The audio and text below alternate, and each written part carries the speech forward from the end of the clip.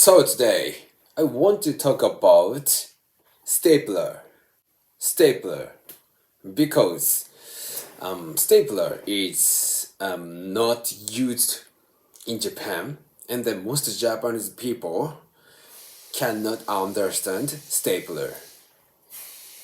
If you have opportunity to come Japan and then you say stapler, I think most Japanese people cannot understand that because Japanese people usually say Hotchkiss, Hotchkiss instead of stapler.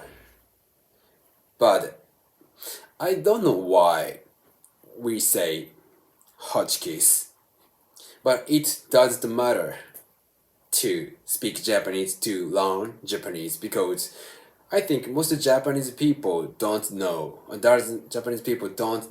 why we say Hotchkiss. Okay, if you have opportunity to come Japan, you can say Hotchkiss, and you should say Hotchkiss. Goodbye.